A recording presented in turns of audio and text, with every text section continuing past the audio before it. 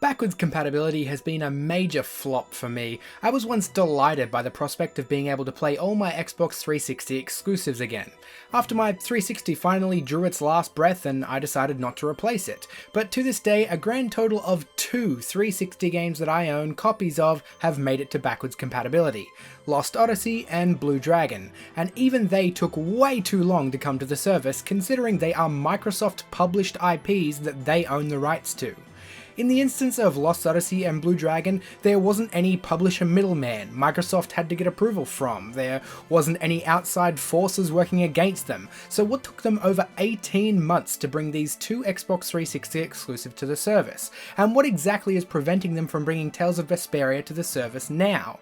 It makes no sense that Bandai Namco would deny giving permission for Tales of Vesperia to be made available for backwards compatibility.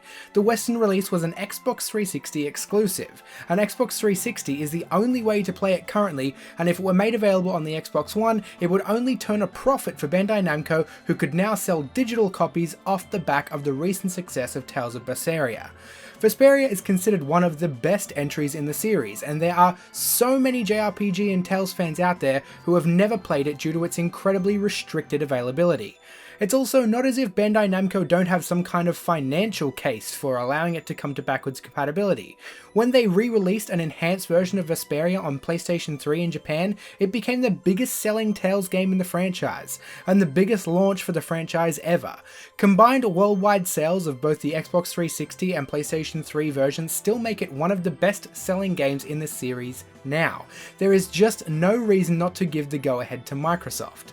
But that's where the proverbial finger pointing starts. I think we all have reason to believe that the backwards compatibility service is far more complicated than Microsoft made it seem.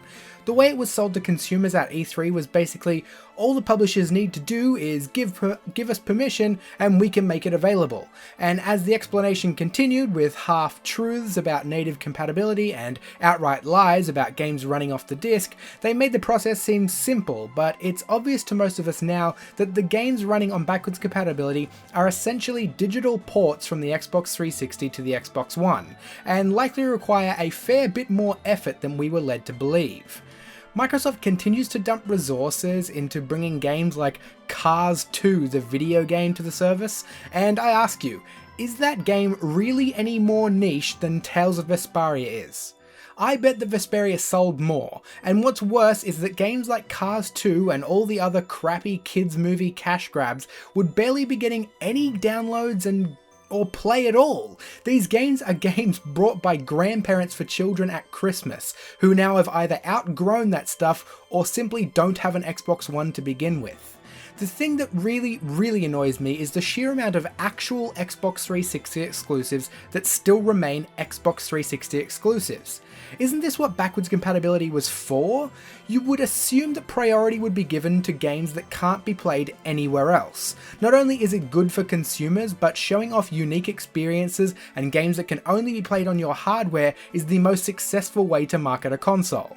Instead, though, we just get the third-party game after third-party game that are already available on 12 other platforms spanning 3 different console generations.